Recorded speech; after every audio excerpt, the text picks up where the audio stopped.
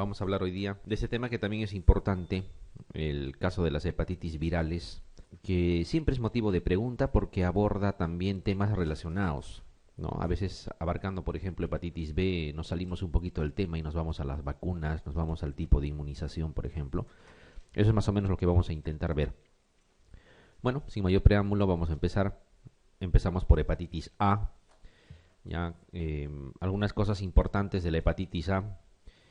Por ejemplo, el hecho de que no solo el Perú es un país con alta endemicidad, ¿no? Uno puede pensar que está bien, está sujeto muchas veces al subdesarrollo, ¿no? Por la escasa salubridad, pero no solamente Perú, miren, prácticamente toda Sudamérica, Centroamérica, son países que tienen alta prevalencia de hepatitis A. En el Perú incluso se ha hecho estudios hace ya algunos años de prevalencia, de cero prevalencia, así tomando muestras importantes, sobre todo en personal de salud, midiendo anticuerpos, y personas que nunca habían hecho clínica, que no tenían jamás el antecedente de haber estado histéricos o haber tenido el cuadro clínico de hepatitis, tenían serología positiva, o sea, eso sonó interesante. Y cuando se hace el seguimiento, más aún, porque bueno, eso quizá en estas últimas décadas pueda cambiar, ¿no? Por el hecho de la vacunación ya un poco más sistemática. Pero lo que pasa es que las personas que eran negativos para los anticuerpos contra la hepatitis A, estamos hablando, eh, cuando empezaban la universidad al año o año y medio se tornaban positivos, a pesar que no habían hecho muchas veces cuadro clínico. Ya, lo que pasa es que todo el cuidado que tenían desde el punto de vista de digerir alimentos, obviamente eso un poquito cambiaba cuando empezaban allá por cuenta propia, ¿no? Saliendo de casa. Entonces, hay factores relacionados, ¿ya? Y en el Perú está demostrado que la potabilización del agua es algo que está muy, muy relacionado a la prevalencia de hepatitis A. Es altamente prevalente, pero Perú no es el único. En toda Sudamérica estamos casi, casi en igual condiciones cuando hablamos de cero prevalencia. Miren todo el continente africano, en el Asia. Europa, si bien es cierto, no tiene la misma tasa alta, pero no es tampoco que sea baja. También está la hepatitis A como prevalencia, cero prevalencia hablando. Entonces, ese es uno de los conceptos. O sea, no es exclusividad ni somos los únicos, sino compartimos características con gran territorio del planeta. ¿Qué más? El clásico concepto, la hepatitis A es benigna y la B es maligna y la C es peor. Cuidado, la hepatitis A va a tener diferentes comportamientos dependiendo la edad a la que se presente. Cuando se presenta en personas de muy corta edad, básicamente niños, preescolares, por ejemplo, la mayoría de las veces es asintomático. Pero cuidado, en adultos puede producir hepatitis fulminante. No es nada raro ver hepatitis fulminante por el virus A. ¿Ya? O sea, cuadros con ictericia, cuadros con falla multisistémica, que a pesar del manejo intensivo que se le da, igual terminan falleciendo y es ocasionado por la hepatitis A. O sea, no es tanto que sea benigno. Lo único de repente así categórico es que no hacen hepatitis crónica, eso sí es verdad. La hepatitis A es netamente aguda. No hay hepatitis crónica por virus A. Pero no significa que sea benigno y no o esté exento de posibilidad de cuadros aparatosos, incluso con éxito letal. Entonces, en adultos sobre todo, cuando se presenta la hepatitis A, se presenta con cuadros aparatosos, ya, y muchas veces asociado a falla hepática fulminante. En niños, la mayoría de las veces es incluso asintomático, por eso es que a veces no recuerdan siquiera el hecho de haber padecido previamente un cuadro de hepatitis. Muy relacionado a la transmisión por alimentos, por eso se habla de ano boca, ya como si fueran parásitos, se transmiten fácilmente. No existen vectores relacionados con la posibilidad de transmisión y son las moscas uno de ellos. Ya, o sea, no es suficiente preparar bien el alimento, no es suficiente lavarse las manos, hay otras cosas más, ya, dentro de ellos estos insectos, y eso hace que difícil sea controlar. La vacunación es lo mejor que puede haber. Ya, si es que esto se hace de forma sistemática, seguramente un tiempo más estaremos cantando victoria, como en el caso del sarampión. Sarampión ya no tenemos. Yo estoy seguro que ninguno de ustedes ya ha visto sarampión, ya, ni siquiera quien habla. Pero las generaciones anteriores a mí era común, todo el mundo veía sarampión. No, ya no se ve sarampión, ha pasado casi casi a ser parte de nuestra historia.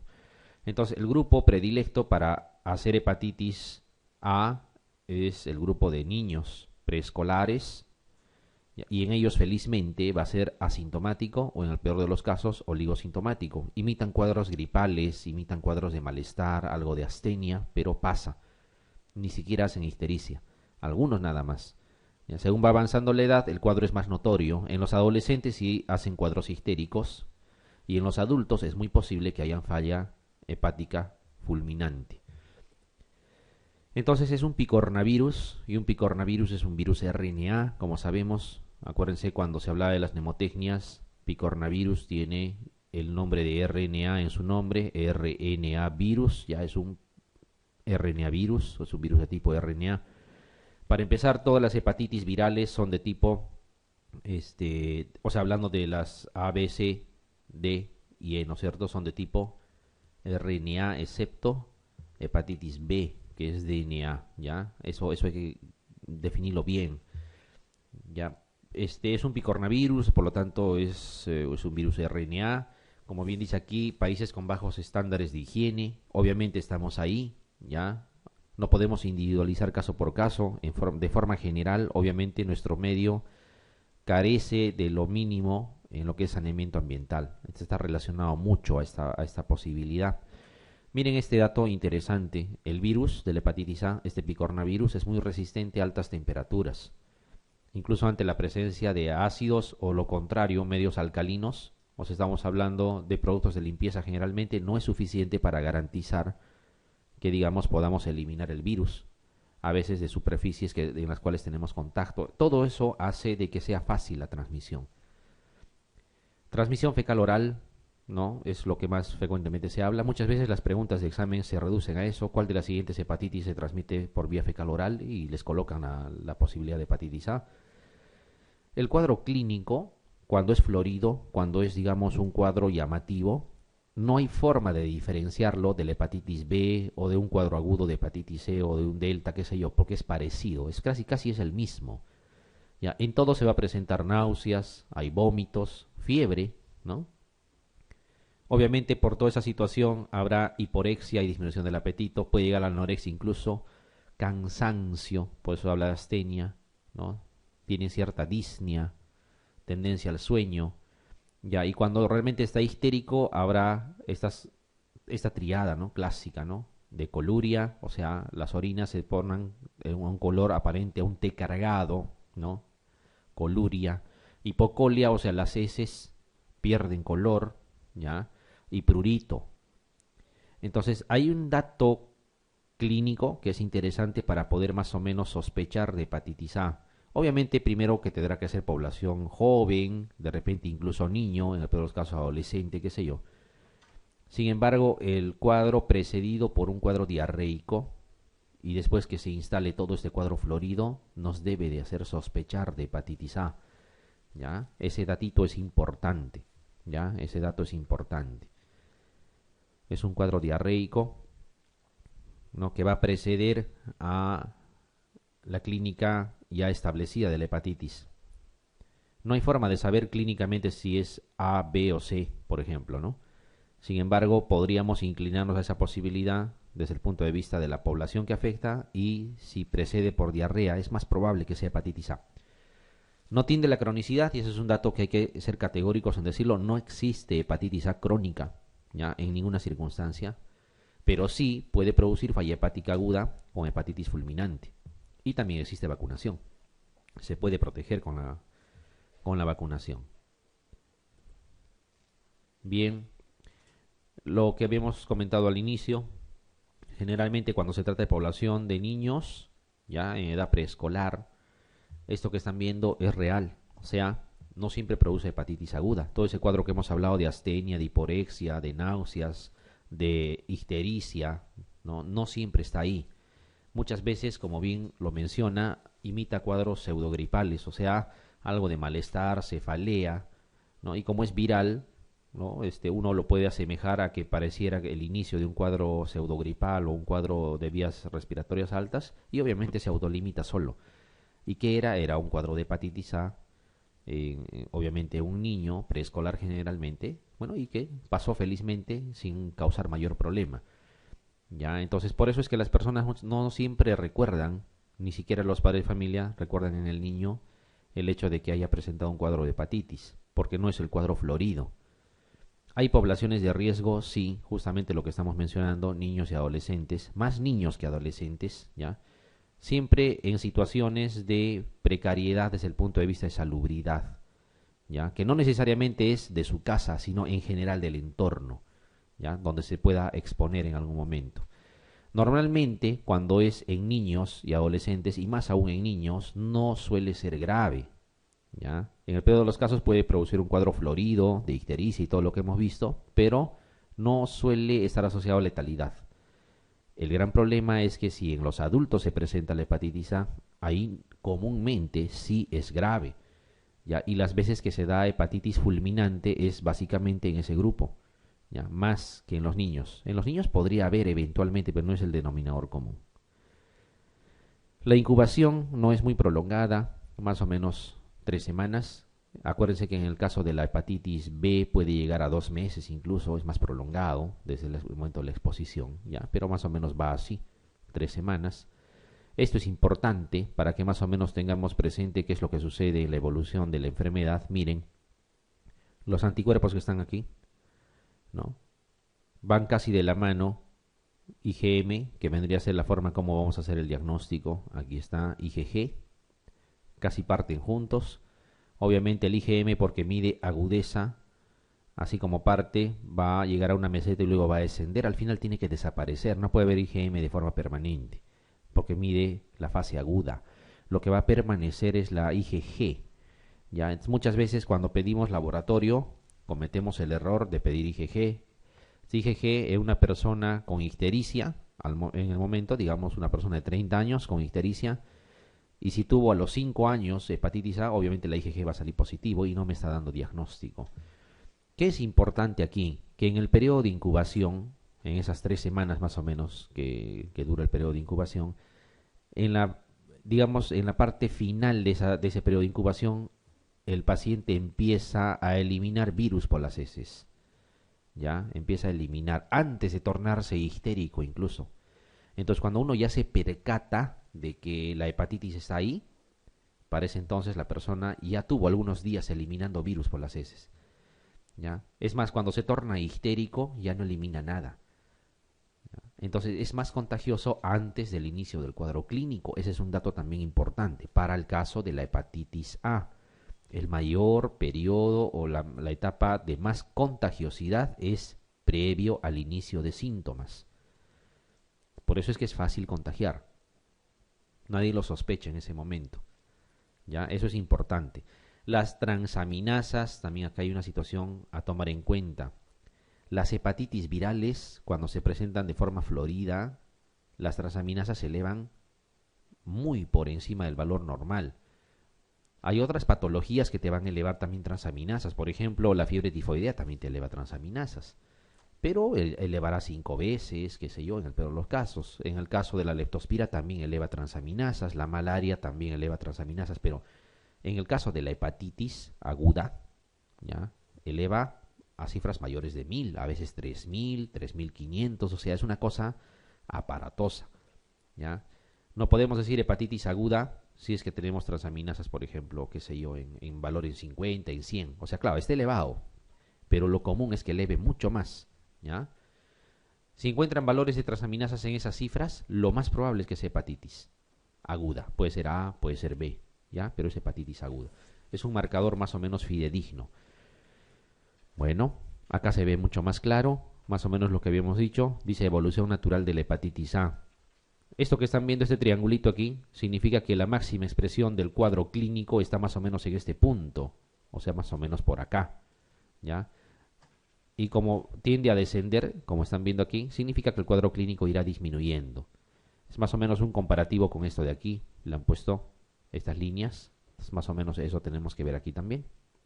Fíjense, si hacemos el comparativo, la fase histérica propiamente, cuando ya se notaba, partía casi junto con los anticuerpos, ¿sí? ¿Estamos de acuerdo?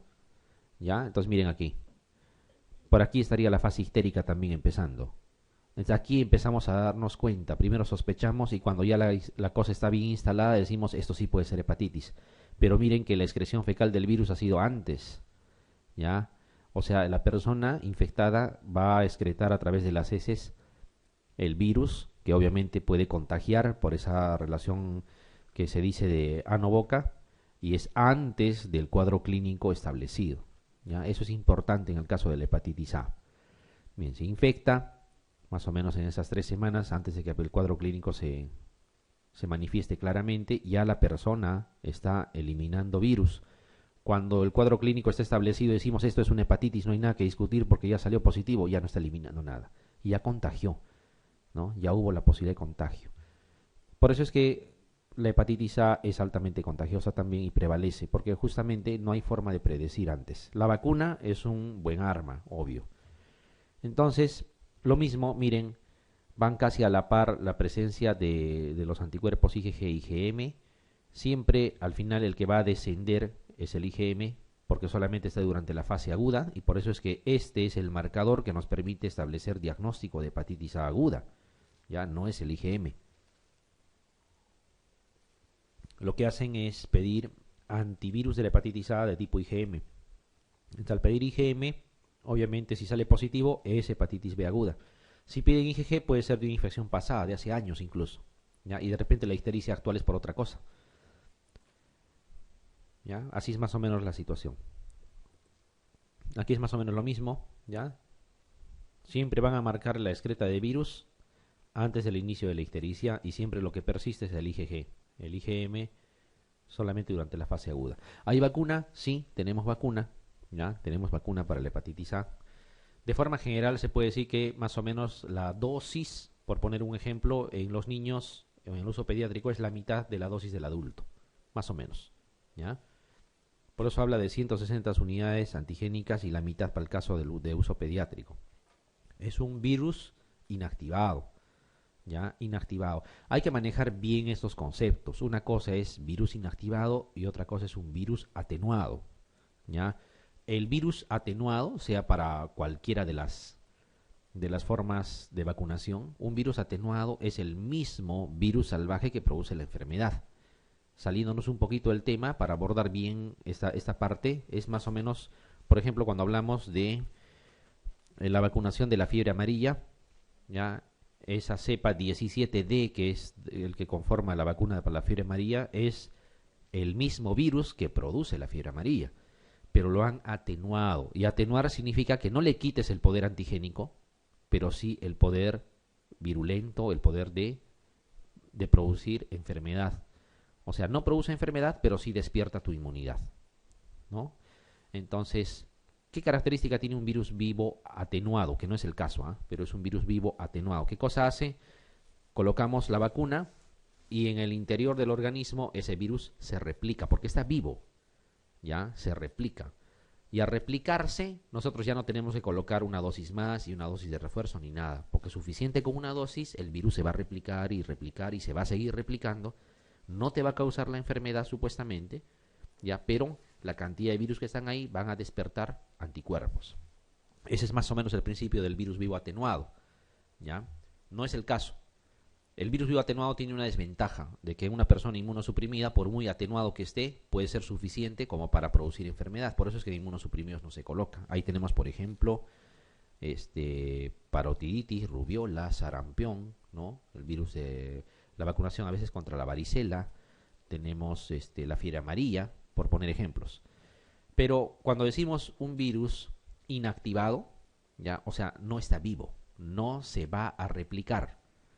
Y si en los virus vivos atenuados era suficiente una dosis porque el virus propio se encargaba de replicarse y reemplazar a las dosis siguientes, en los virus inactivados se podrá hacer eso, no. Entonces por eso es que se tiene que administrar una más y una más, ¿ya? Solamente los virus vivos atenuados se administran generalmente una dosis, pero los virus inactivados, como es el caso de la hepatitis A, la vacuna, se administra varias dosis, porque con una dosis no es suficiente, ¿ya? La indicación ideal es en niños a partir de los 2 años y antes de los 18, ¿ya? Cuando está en ese rango de edad se administra 3 inyecciones en el plazo de un año. ¿Por qué 3? Porque justamente es un virus inactivado, no se va a replicar. La dosis que coloquen, la primera, no va a crear inmunidad, hay que agregar una más y una más. En el caso de los adultos, también puede ser 2 o 3, ¿ya? Y el plazo podría cortarse hasta 6 meses. Claro, se puede respetar el año, pero se puede acortar hasta 6 meses. ¿Por qué en el caso de los adultos tiene otro esquema? Porque normalmente el adulto ya tuvo hepatitis A. Y si ya tuvo, generalmente no va a ser necesario, ¿no? En el caso de los niños, sí. Si hiciéramos una vacunación sistemática a los niños, digamos, mayores de 2 años, probablemente bajarían las tasas de seroprevalencia de la hepatitis A. Y también evitaríamos que de adulto tenga el riesgo de hacer una hepatitis fulminante, ¿no? Bueno, estamos en camino, vamos a ver cómo más o menos nos va. Parece mentira, pero lo que más se ha logrado en la medicina es en base a vacunas, ¿ya? Cuando hemos derrotado así del total a algún agente, ha sido en base a vacunas, no en base... El mejor ejemplo que tenemos son los antibióticos. A ninguna bacteria hemos erradicado hasta ahora, ni vamos a erradicar. Al contrario, la bacteria adopta mecanismos de resistencia y cada vez sigue subsistiendo. Pero en base a vacunas, ya, por ejemplo, la viruela ya no existe.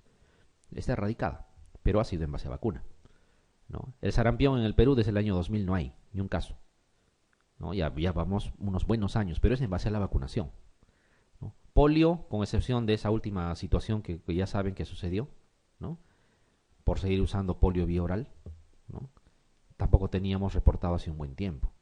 Entonces las vacunas bien usadas sí han demostrado realmente eficacia y se logra objetivos. Pero vamos a ver cómo nos va en los próximos años. Ese es más o menos el panorama de la hepatitis A. Entonces hay algunas preguntas obviamente que vienen en torno al tema. Por ejemplo, esta de aquí que dice sobre la hepatitis A, indique la alternativa correcta. Dice, junto a la hepatitis C afectan fundamentalmente población pediátrica. Lo vamos a analizar al final, ¿ya? Lo vamos a analizar al final. Primero vamos a eliminar las que son falsas y podemos, con lo que hemos hablado ya, definir. Vamos a ver, esta dice, tiene diferente mecanismo de transmisión que la hepatitis C. Otra vez menciona lo mismo. Puede producir falla hepática aguda y muerte. El otro dice, es prevenible por vacunación a dosis única, de por vida, y dice ninguna de las anteriores. Primero, resolvamos de la forma como estamos pretendiendo que nosotros entrenemos con las preguntas. Estamos en el examen, no he leído hepatitis C, perfecto, no me desespero. Dice la alternativa correcta, debe de ser una, la alternativa, ¿no? Si hubiesen todas, me podría incluso inclinar por esa posibilidad. Ya saben que cuando aparece ninguna de las anteriores, normalmente no es la alternativa.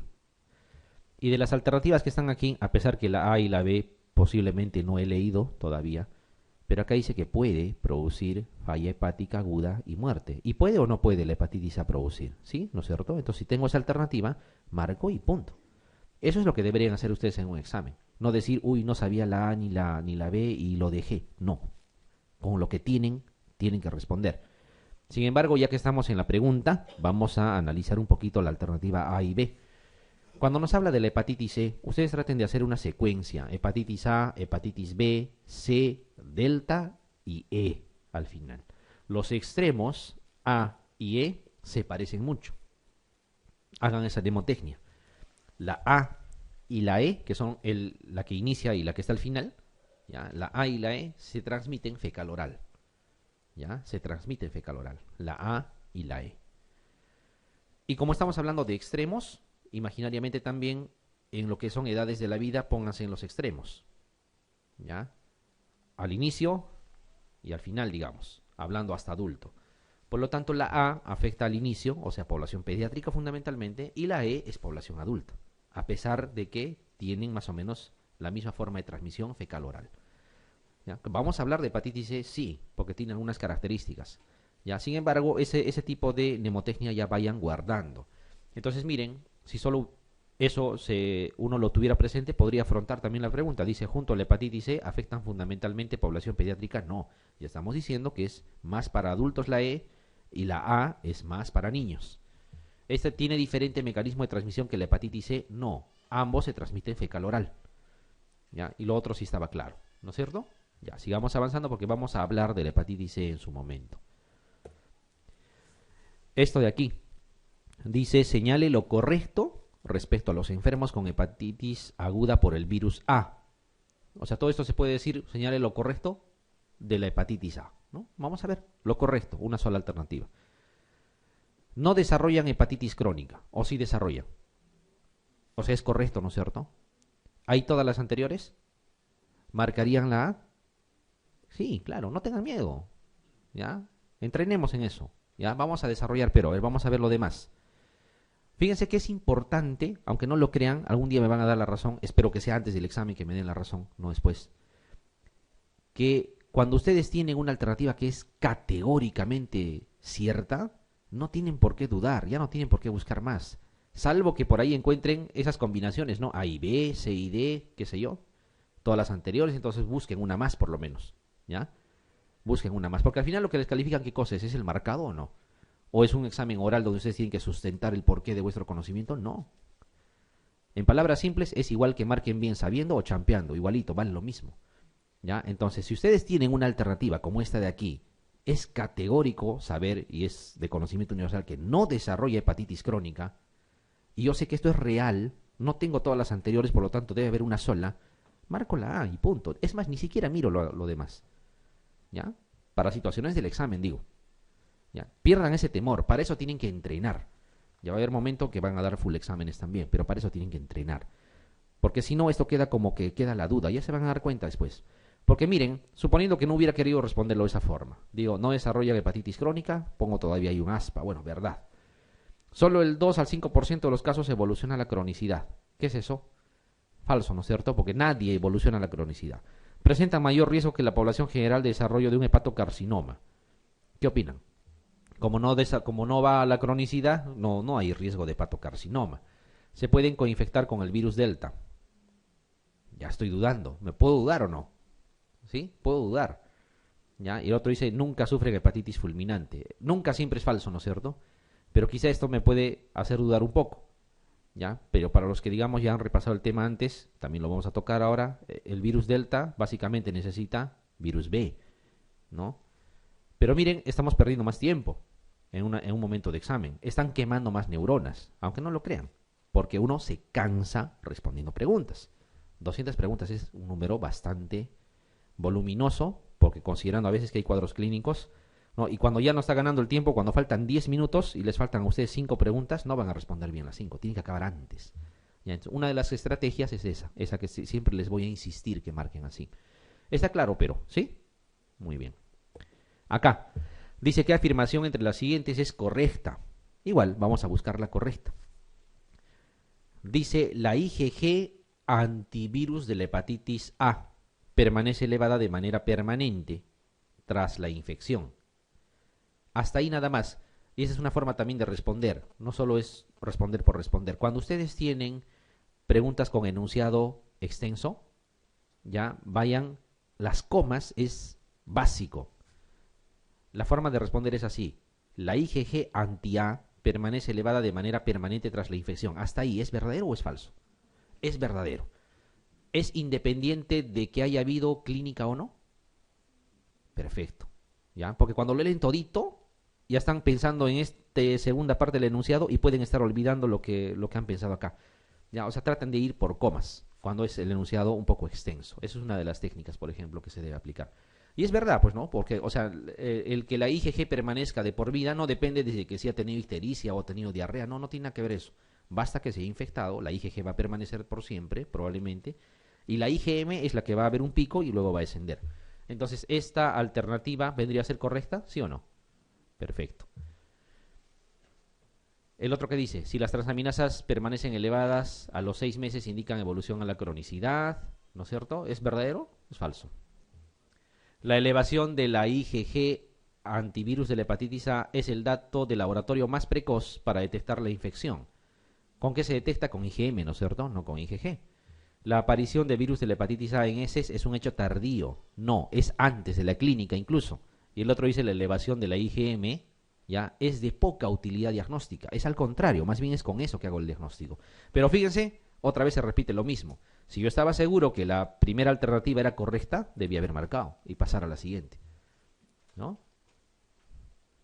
Muy bien. Entonces un poquito a cambiar ese chifa, ese que nos meten desde la universidad, ¿no? De que no, hay que demostrar. No. Eso es en exámenes en la universidad.